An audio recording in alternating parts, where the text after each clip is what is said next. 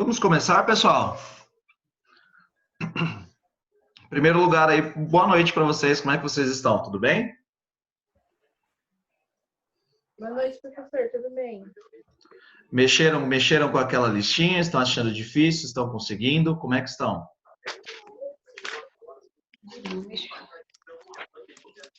Tá fácil? Tá difícil? Tá trabalhoso? Sem comentários? Sem comentários, eu vou achar que tá fácil, hein, gente? Vou caprichar nas próximas. Só abrir o... Pessoal, hoje nós falaremos sobre números negativos, tá? Vou falar um pouquinho para vocês sobre a história dos números negativos e um pouco sobre o processo de aprendizagem o processo de ensino e aprendizagem dos números negativos, né? Como nós ensinamos os números negativos e como é que as crianças passam a entender os números negativos. Os números, a ideia de números negativos, ela começa a surgir no quinto ano do ensino, no último bimestre do quinto ano do ensino fundamental 1. Ou seja, também cabe aos pedagogos ensinarem, mas mais do que isso, é papel do pedagogo como profissional de nível superior conhecer como acontece, como funciona e um pouco da história dos números negativos. Número negativo costuma ser um assunto complicado para as crianças, como foi complicado a ideia da concepção dele ao longo da história. Foi bem complicado aceitar a existência dos números negativos. Vocês podem reparar que em nenhum outro sistema numérico, exceto no nosso, conforme já havia dito para vocês em aula ainda, é conhecido como sistema numérico indo-arábico. Não existem números negativos, a ideia de números negativos, por exemplo, no sistema numérico romano, nem no sistema numérico grego e nem outro sistema. Cabe ao nosso sistema, o sistema numérico indo-arábico de base 10, a introdução da ideia dos números negativos. Então, vou começar com vocês aqui ensinando a ideia de números negativos, porque nós precisaremos da ideia de números negativos para trabalharmos com o próximo assunto, que é álgebra e equação. Nós vamos trabalhar com esses dois assuntos amarradinhos. Álgebra e equações, junto com números negativos. O melhor meio, o meio mais eficaz, ou podemos, por ser mais eficaz, podemos chamar também de melhor meio para começarmos o processo de ensino e aprendizagem dos números negativos, é através de um recurso didático muito poderoso chamado História da Matemática. A história por si só é um recurso didático importantíssimo, História da Matemática. E a história da matemática é muito interessante, rica, dá para fazer teatro com ela, dá para montar grupos de leitura com ela, existem poesias matemáticas, existe um bocado de coisa que eu vou passando para vocês com o passar das nossas aulas aí. Vou compartilhar com vocês aqui minha apresentaçãozinha de slides. Deixa eu ver se é essa mesmo. Deixa eu colocar no começo para começar aqui a apresentação e começar a falar com vocês de números negativos. Vocês estão vendo meus slides aí, pessoal? Sim.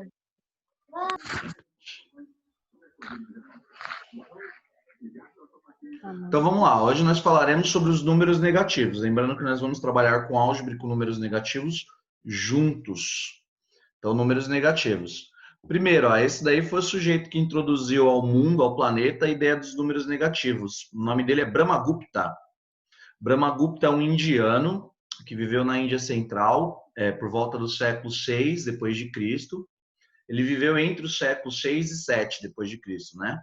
Ele nasceu em 500 e pouco e morreu em 600 e pouco. Morreu no ano de 670 depois de Cristo. Esse cara ele é importantíssimo para a matemática. Ele é tido por todos nós matemáticos como um dos maiores matemáticos de todos os tempos.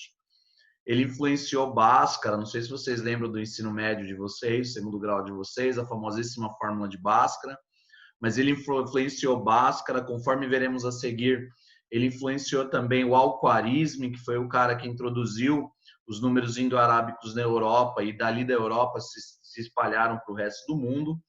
Foi esse cara que nos deu a ideia de números negativos.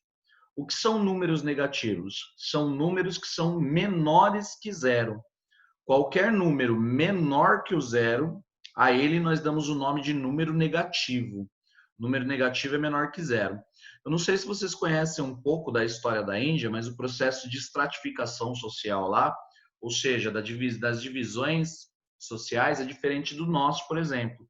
Nosso processo de estratificação social é dividido em classes, nós temos as classes sociais. Lá na Índia, o processo de estratificação social deles é por casta. Você já nasce pertencente a uma casta. Então, a casta em que você nasceu determina o que você será durante toda a vida. Falando um pouquinho só da história, bem rapidamente aqui da história da Índia, por exemplo, quem carrega esse Brahma na frente do nome é da casta dos Brahmanes, cujo principal ofício é o comércio. Então, o Brahmagupta, além de grande matemático, ele era um comerciante também. Essa história que já estou falando para vocês aqui é importante para que entendamos da onde ele tirou a ideia de números negativos, e é justamente partindo da ideia original dele, dos números negativos, é que a gente vai começar a ensinar as crianças. Então, esse é Brahmagupta.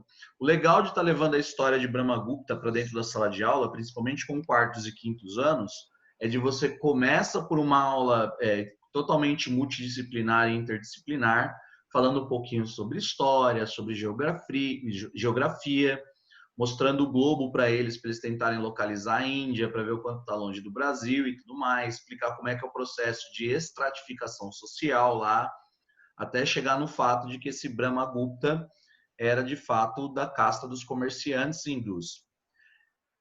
Seguindo aqui, os hindus lá eles têm o deus Brahma deles, e quem vem da cabeça do deus Brahma pertence a essa casta, carrega o nome Brahma na frente. Então, Brahmagupta era um grande intelectual pertencente às grandes castas da sociedade.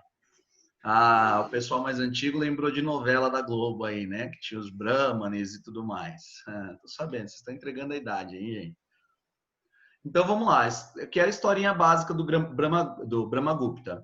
Isso para chegar com vocês depois qual é a forma mais eficaz de começarmos o processo de ensino e aprendizagem dos números negativos, tá? Bom, ele era filho de um homem chamado Jisugupta, aliás, e ele nasceu numa cidade chamada Bimalaya, no Império de Harsha, lá na Índia. O importante é só saber que ele nasceu na Índia Central. A Índia é dividida em três partes: Índia Sulista, Índia Central e Índia do Norte, ou Índia Nortista. Ele nasceu no centro da Índia. Ele nasceu no ano de 598 e morreu no ano de 659. Esse ano no qual ele morreu que causa um pouquinho de confusão. Tem gente que fala que ele morreu em 659, tem gente que fala que ele morreu em 670. Na verdade, porque no final da vida dele ele acabou enlouquecendo e virou um andarilho. Então, pouca gente sabe sobre a verdadeira forma como ele morreu e o ano correto da morte dele. Ele foi dado como morto pela família dele em 659, mas dizem que a família dele, por vir de uma casta importante na Índia, não queria assumir que ele enlouqueceu e virou um andarilho. Tanto que existe um trabalho dele publicado no ano de 666, 666, e aí quebra um pouco a ideia de que ele morreu em 659. Mas como os registros oficiais datam de 659, a gente vai assumir que quem estava certo nessa história era a família dele, Brahmagupta. Gente, guardem esses nomes para vocês levarem para as crianças de vocês lá dentro da sala de aula, tá? A história da matemática é uma metodologia muito importante para o ensino pro processo de ensino e aprendizagem da matemática, e funciona extremamente bem. Bom, ali embaixo ele é elogiado por Bhaskara e reconhecido como um dos maiores matemáticos da história. Bhaskara também foi um matemático indiano absurdamente bom. A matemática na Índia e em todo o Oriente é muito forte, e não é por menos que a gente tem esses grandes matemáticos hindus aparecendo aí na história da matemática. O Brahmagupta é responsável pela introdução dos números negativos, e muito mais importante que isso ainda, ele é responsável por entender a importância do zero para a matemática. Ele foi o primeiro a afirmar que todo número multiplicado por zero era igual a zero, que todo número, olha que coisa importante lá para a gente que vai estudar potência e radiciação, todo número elevado a zero é igual a 1. Foi o Brahmagupta o primeiro a provar isso. Depois eu mostro para vocês como é que ele provou que todo número elevado a zero é igual a 1. E ele trouxe toda a importância do número zero para a matemática.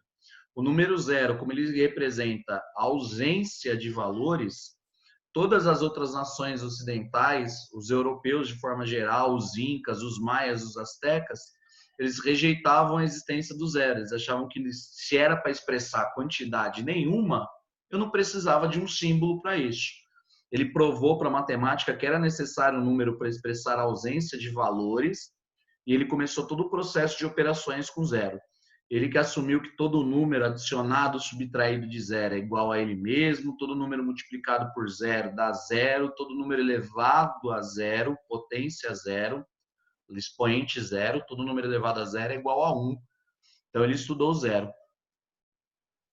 Seguindo aqui um pouquinho da história desse Brahmagupta, até a gente chegar na parte que nos interessa, que é a parte do processo de ensino e aprendizagem. Aqui mais um pouquinho de história, já contei parte dessa história para vocês na sala de aula, mas é sempre importante ressaltar essa parte da história para que eu vou sempre insistir que vocês utilizem o processo de ensino e aprendizagem da matemática em sala de aula e que vocês trabalhem isso com os alunos, ó. O sistema numérico dos hindus é divulgado nesse livro aqui, ó, sobre a arte indiana de calcular, escrito em 825 pelo matemático e astrônomo, esse eu já falei para vocês, persa, ou seja, árabe. Ele veio da Pérsia, na divisa do Irã com o Iraque ali, perto da Arábia Saudita, portanto ele veio da cultura árabe, e é o nome dele, desse sujeitinho que eu já comentei com vocês na sala de aula, Al-Khwarizmi, que se origina a palavra algarismo, e a outra também, algoritmo, que se refere à técnica. O Al-Khwarizmi, ele foi por ser hindu, aliás, por ter ido estudar na Índia, porque ele era árabe, ele é de cultura árabe, mas estudou e formou-se na Índia, ele foi fortemente influenciado por esse Brahmagupta e também pelo Bhaskara. Dizem, inclusive, que o Al-Khwarizmi aprendeu com Brahmagupta e aprendeu com Bhaskara. Depois, aquela história que eu falei para vocês, queimaram a biblioteca de Alexandria, depois os árabes se arrependeram de terem queimado a biblioteca de Alexandria, chamaram esse Al-Khwarizmi para reescrever toda a matemática feita pelos gregos que estava armazenado lá com os romanos. Ele foi chamado para reescrever todo o trabalho contido de matemática contido na biblioteca de Alexandria, e para escrever, como ele foi educado na Índia, principalmente matematicamente, foi educado matematicamente na Índia, ele escreveu tudo nos números que os hindus usavam, nos números que o Al-Khwarizmi, que os outros antecessores dele, Brahmagupta e Bhaskara, utilizavam. Então, ele que trouxe esses números que nós conhecemos hoje como indarábicos. Ele é influenciado e cita direto, eu tenho esse livro dele aqui em casa, sobre a arte indiana de calcular, ele cita nesse livro dele muito Bhaskara e muito Al-Khwarizmi. Então, os símbolos numéricos que eram adotados pelos comerciantes, as principais castas lá na Índia, é o que a gente tem até hoje. A grande novidade era o número zero e eram os números negativos. Aí ganharam a Europa, que por sua vez colonizou, descobriu, ou explorou, aí fica a critério de vocês. A América trouxeram os números dele para a América. Esse número gera esses números indo-arábicos já eram bem difundidos no Oriente. No final das contas, esses números que nós utilizamos hoje ficaram conhecidos no mundo inteiro. A única língua universal que existe no planeta hoje é a língua da matemática. Isso significa que se você escrever uma equação, por exemplo, mostrar para uma pessoa lá na Nova Zelândia, ela vai entender e vai saber resolver. Mostrar para uma pessoa na China, ela vai entender e vai saber resolver. Ou seja, a matemática é uma linguagem universal. Veio influenciada pelo Brahmagupta, que por sua vez influenciou o Al-Khwarizmi, que por sua vez trouxe para a Europa esses números que um árabe aprendeu lá na Índia. Até aqui tranquilo, pessoal? Alguma dúvida? Se tiver alguma dúvida, é só me interromper. Eu estou trazendo esses nomes para vocês, principalmente como palavras-chave, para que vocês pesquisem depois e quando vocês forem dar aula, para que vocês levem isso de fato aos alunos de vocês. Levem toda essa quantidade de informação, enriqueçam as aulas de vocês, mesmo falando sobre matemática. Aqui, ó, agora chegou na parte que mais nos interessa. Como ensinar os números negativos? Primeira coisa que nós vamos assumir como uma verdade hoje, e eu espero não ver vocês mais utilizando esse termo, a famosa regra de sinais. Por quê? Porque não existe regra de sinais, hein, galera? Não existe regra de sinais. Por isso que vocês não vão me ver falando nunca sobre regra de sinais aqui com vocês. Tirem isso da cabeça de vocês. Não existe regra de sinais. Até porque se nós admitirmos que existe uma regra de sinais, então a matemática não é composta por lógica, ela é composta por regras. E não é assim que funciona. O segundo problema de se ensinar regras de sinais é que é assim, ó, toda regra tem uma exceção. Se toda regra tem uma exceção, qual é a exceção para a regra de sinais? Não tem exceção, porque não existe regra. Isso não é uma regra, isso é apoiado por lógica, conforme mostrei para vocês aqui. Então, toda ideia de regra de sinais é apoiada na lógica. Por onde que a gente começa a ensinar para um aluno os números negativos? Eu coloquei essa reta aqui para vocês porque eu já vou chegar nela já. Nós começamos a ensinar para os alunos os números negativos quando o aluno já passou do processo da contagem biunívoca, que eu falei para vocês em sala de aula, é aquela contagem 1 a 1. O aluno já passou pela contagem ordenada multiplicativa. Aí você vai fazer com os alunos, vocês farão com os alunos uma coisa que é absolutamente importante, que é saber contar de trás para frente. E isso pode ver que poucos professores fazem, às vezes por falta de conhecimento, às vezes por conhece, mas é negligente com isso. Mas é muito importante para que o aluno entenda a ideia dos números negativos, é contar de trás para frente. E para quem tem criança, filho, ou pode pegar uma criança emprestada com um vizinho, com um parente, eu faço esse desafio para vocês. Peça para uma criança contar de trás para frente, que vocês verão a dificuldade que ela tem em fazer isso, porque isso às vezes não é bem estimulado, e segundo os PCNs e a BNCC, deve ser estimulado pelos professores, contar de trás para frente. O aluno que conta, sabe contar, na sequência natural, e no que nós chamamos de sequência antinatural, de trás para frente, ele fica com muito mais facilidade para entender a ideia de números negativos e, por consequência, a ideia por trás da subtração. Então, o que você vai fazer com seus alunos? Ó, primeiro, você vai sempre mostrar para eles a ideia do que, se eu posso ir, eu também posso voltar. Se eu estou indo em um sentido, eu estou indo no sentido natural, eu vou no sentido positivo. Eu estou adicionando milhas à minha viagem, eu estou indo. Se eu estou voltando, eu estou voltando para o ponto onde eu parti. Quando eu volto, eu me locomovo no ponto onde eu parti. Se eu chamo meu ponto de partida de zero e começo a andar, eu tenho algo positivo. Cheguei em certo ponto e começo a voltar. Se eu quero voltar para o ponto zero, então tenho que assumir que existem de fato números negativos. Então, contar de trás para frente nada mais é do que vir ao invés de adicionando números que a gente faz na contagem normal. Como é que eu faço para saber o próximo número? Bom, adiciono 1, viro 2. Como é que eu faço para saber o próximo número? Adiciono outro, número 1, viro 3. O que eu faço para saber qual é o número na sequência do 3? Adiciono mais um número, vira 4. Quando eu conto de trás para frente, eu tenho que necessariamente assumir que existe uma operação chamada subtração, e quando eu retiro números, eu tenho que assumir que existem quantidades negativas. Vou contar dos 5 de trás para frente. 5, tiro 1, 4. Então, eu tirei 1, existe um número negativo. 4, tiro 1, 3. 3, tiro 1, 2. 2, tiro 1, 1. 1, tiro 1, 0. Aí a pergunta, depois que o aluno for estimulado a contar de trás para frente, é: e se eu diminuo para além do zero? E se eu tenho 0 e tiro 1, como é que eu fico? Aí você apresenta para ele essa retinha aqui, ó. Ó, se eu ando para cá, 0. Andei para o lado positivo, 1, 2, 3, 4, 5. Se eu volto, ó, aqui 5, menos 1, 4, menos 1, 3, menos 1, 2, menos 1, 1, menos 1, 0.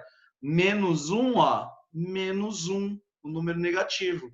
Menos 1, menos 2, menos 3, menos 4, menos 5, e assim sucessivamente.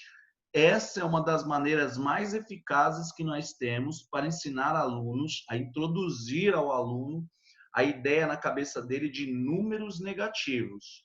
Então, a ideia de números negativos é: se existe uma ida, existe uma volta. Se eu volto para o ponto de onde eu parti, do ponto zero, então eu sou obrigado, por lógica, a assumir que existem os números negativos. A gente parte para a história dos sinais, das operações com sinais. Mas primeiro é ele entender isso. E é isso que primeiro eu quero que vocês entendam. É por isso que nós trabalharemos Primeiro, bem rapidinho, só para mostrar para vocês como é que é feito isso com os alunos, mas nós trabalharemos com os novos sinais da matemática, que são sinais de desigualdade, maior, menor e diferente. Depois eu vou mostrar isso para vocês com calma, mas esses serão só atividades para, dado dois números, vocês dizerem qual é o maior e qual é o menor, porque esse realmente é o tipo de atividade digna de terceiro, quarto, quinto ano, dizer qual é o maior e qual é o menor. A diferença do conteúdo de terceiro, quarto e quinto ano é que no quinto ano você tem que fazer comparações, inclusive, com o número negativo. É perguntar para o aluno assim, qual é menor, menos 5 ou menos 3? O aluno é sempre levado a pensar que o menos 5 é maior, porque ele foi a vida inteira levado a pensar que 5 é maior que 3. Mas quando eu me refiro a números negativos, eu inverto essa ideia. Ó. O menos 5 é menor que o menos 3. Ou seja, menos 3 é maior que menos 5. Isso está ficando claro para vocês, pessoal? Sim ou não?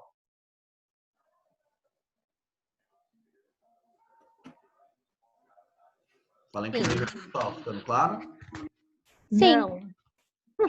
Qual parte que não está ficando claro aí, gente? Tô brincando, Tudo. professor. Tudo de onde?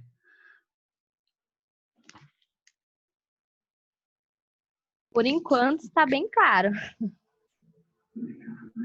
Peraí, quem que falou que não está ficando muito claro aí? Foi quem? Foi a Francinete? Pode continuar, professor. Tá indo. Aqui todo mundo ficou calado. Eu falei, não. Então, ó, só recapitulando. Primeiro, ó, vou começar a fazer o trabalho com meus alunos para para introduzi-los na ideia de números negativos. O melhor caminho, a história da matemática. A história dos números negativos começa com Brahmagupta, um sujeito que viveu na Índia Central e que é tido por quem estuda matemática como um dos maiores matemáticos de todos os tempos, Brahmagupta. Depois que você conta toda a história, você vai introduzir o aluno à ideia dos números negativos. A gente faz isso, primeiro proporcionando e incentivando os alunos, proporcionando a eles a necessidade de contar de trás para frente. Será que o aluno consegue contar de trás para frente? A ideia é que o aluno conte do 1 ao 100, na ordem natural, e conte do 100 ao 0 na ordem antinatural, nos números negativos. Tanto que antigamente os números negativos eram chamados de números antinaturais mesmo. Então a contagem antinatural seria 100, 99, 98, 97, 96, 95. É claro que para nós que somos adultos, isso é uma tarefa extremamente fácil. Contar do 15 até o 0, de trás para frente, na sequência antinatural. 15, 14, 13, 12, 11, 10, 9, 8, 7, 6, 5, 4, 3, 2, 1, 0. Para o aluno isso não é. Depois que ele aprendeu a fazer a contagem antinatural, ou seja, a contagem de trás para frente, você vai indagar o aluno assim, ó. Se eu continuasse contando de trás para frente, para além do 0, onde que eu chegaria? É legal fazer essas perguntas para as crianças que começam a surgir histórias absolutamente fantásticas. Eu chego a desconfiar que uma criança hoje, já do século XXI, ela seria capaz de concluir a existência dos números negativos sozinhas, porque começam a surgir ideias absolutamente fantásticas. Então a ideia é, sigo contando. Se a contagem é infinita para frente, ela também tem que ser infinita para trás. Sigo contando. Chegou no 0, acaba? Mas como assim? Não, ó, chega no 0, continua. Menos 1, menos 2, menos 3, menos 4, menos 5 são os números negativos. E só depois eu apresento para ela isso que nós chamamos de reta real. Ó. Essa reta, num sentido, ela é positiva, no outro sentido, ela é negativa. E aí a gente começa a passar atividades para os alunos, que depois eu vou mostrar para vocês, mexendo com essa reta. Tipo, ó, andei 3 para frente, no sentido natural. Depois que eu andei 3 para frente, eu ando 7 para trás. Aonde que eu paro? Gente, essas atividades que são tão negligenciadas por professores, elas são absolutamente importantes. Alguém daqui já fez no tempo escolar esse tipo de atividade? São chamadas de atividades de caminho sobre a reta real. Funciona assim, ó. Você pergunta para o aluno assim, ó, caminho 2 para frente, 4 para trás, aonde que eu paro? O aluno parte aqui do 0, ó, caminho 2 para frente, 1, 2. Caminho 4, por exemplo, para trás. Estou caminhando, vou caminhar para trás agora. 1, 2, 3, 4. Ó, cheguei aqui no menos 2. E de fato, ó, mais 2 menos 4 vai dar menos 2. Olha só as regras de sinais aí aparecendo. Tem que trabalhar isso com o aluno, mas tem que trabalhar isso com o aluno aí sim. Nessa parte, no quinto ano, tem que trabalhar isso com os alunos de maneira exaustiva. E aí você tem que fazer, usar e abusar de toda a didática que você tem. Uma brincadeira legal que alguns professores de matemática desenvolvem pelo mundo todo, tem resultados fantásticos, é aquele de vendar um aluno, é o famoso cabra cega que o pessoal brincava antigamente. Venda um e o outro tem que dar dando instruções para ele de como chegar em determinado local. Isso envolve geometria, isso envolve álgebra, isso envolve aritmética, envolve um bocado de coisa. Esse tipo de atividade vocês aprenderão muito provavelmente comigo lá na aula de ensino e aprendizagem da matemática, né? Didática da matemática, fundamentos e práticas da matemática, é o nome da disciplina que vocês terão no quinto semestre. E a gente vai aprender só como ensinar matemática. Mas aqui eu não poderia negligenciar isso, porque falar com vocês sobre matemática também é falar sobre como ensinar a matemática. Então, por exemplo, ó, ando 3 para frente, volto 7, eu paro aonde? Primeiro na reta aqui, ó. Então, ando 3 para frente, volto 7. A pergunta é, quanto que é mais 3 menos 7? Mais 3 menos 7, para gente que já conhece um pouquinho de aritmética e de álgebra, sabe que vai dar menos 4, mas a gente está trabalhando com alunos que ainda não têm essa ideia, ó. Então, o que que a gente vai fazer nessas atividades? Ó, ele anda 3 para frente, então estou sempre aqui no zero. Ando 3. 1, 2, 3 para frente. Ando 7 para trás. Ó. Andar para trás é nesse sentido aqui. Ó. Vamos ver, estou aqui no 3, vou andar 7. Ó. 1, 2, 3, 4, 5, 6, 7. Ó. Parei no menos 4.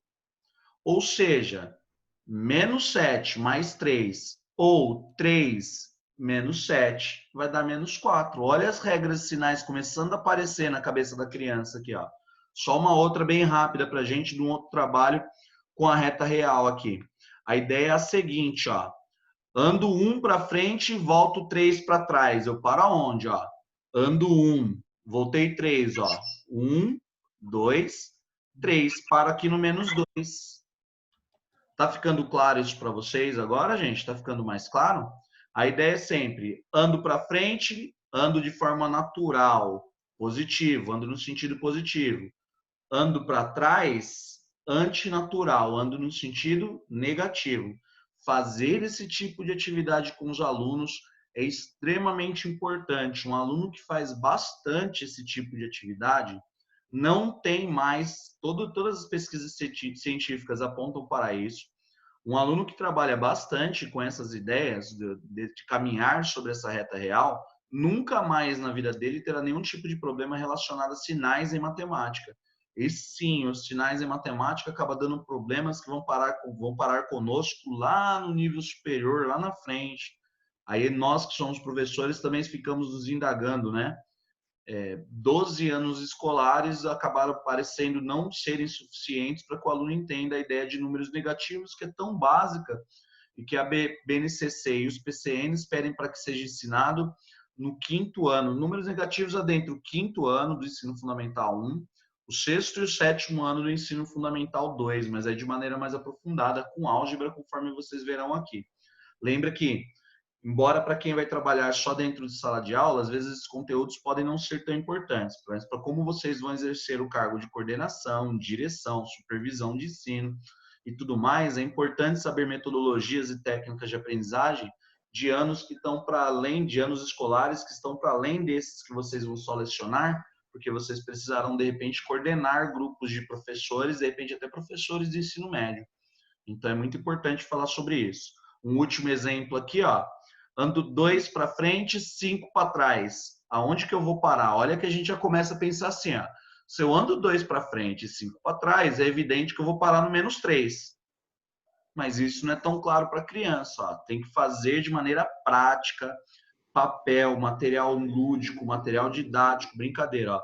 2 para frente, 5 para trás. 1, 2 para frente, 1, 2, 3, 4, 5 para trás. Conforme havia previsto mentalmente, parei no -3. Essa é uma das várias ideias que sustentam o que vocês foram aprender de maneira equivocada e mecanizada depois, e eu também aprendi por um tempo assim, demorou para entender como é que funcionava isso, mas isso é o que justifica as famosas regras de sinais.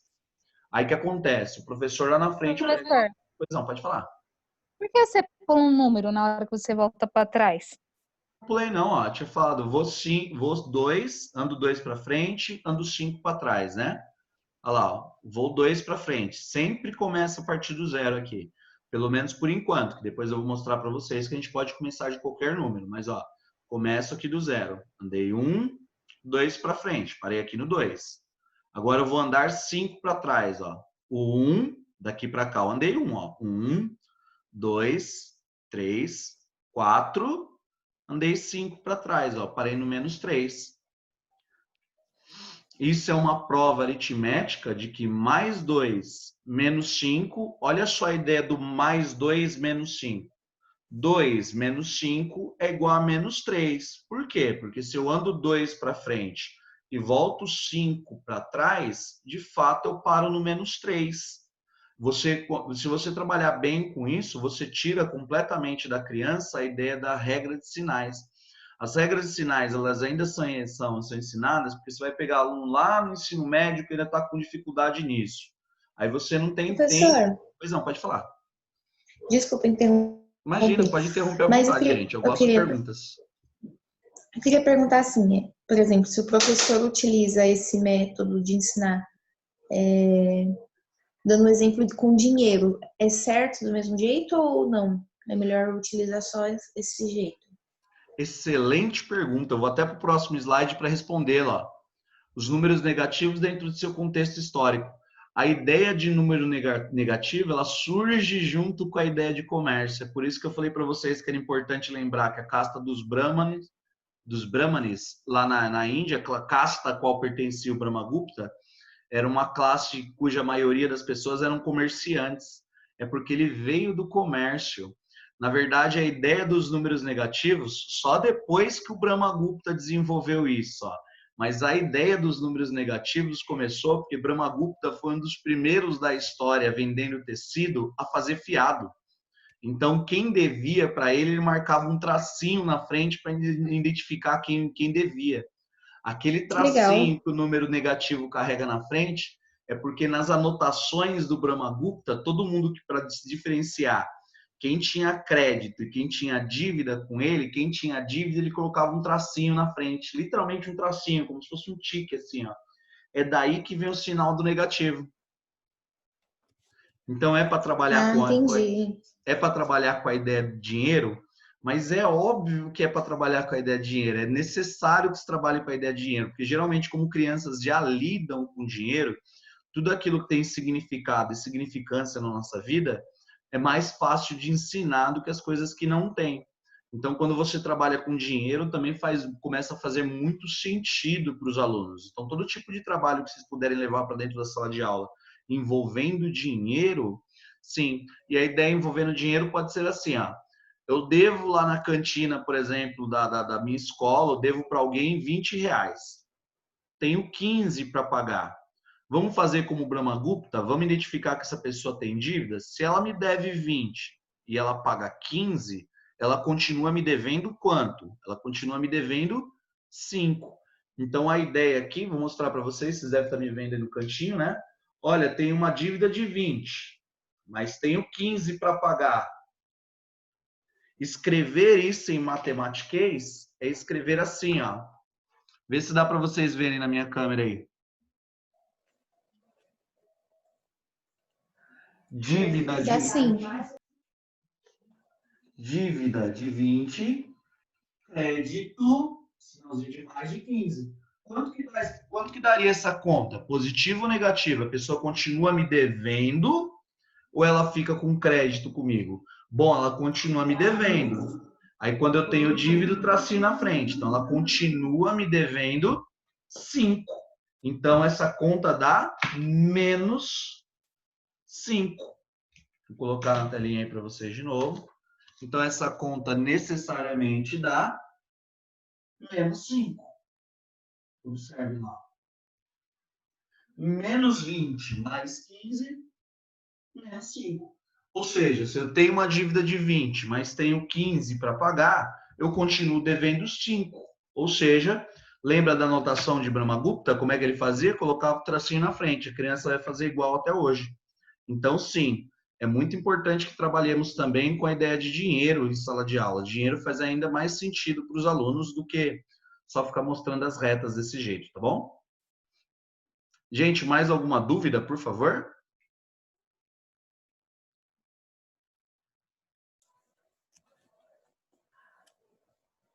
Mais dúvidas? Não? Então eu vou interromper a aula por aqui e vou fazer aquilo, tá? Uns 5 minutos, de 5 a 8 minutinhos só para o meu computador fazer o upload aqui da aula e converter para MP4 e eu já chamo vocês lá para nós continuarmos com a segunda parte da aula, tá? Ok, tudo bem, professor. Até lá, galera. Já chamo vocês lá de volta. Até mais. Até mais.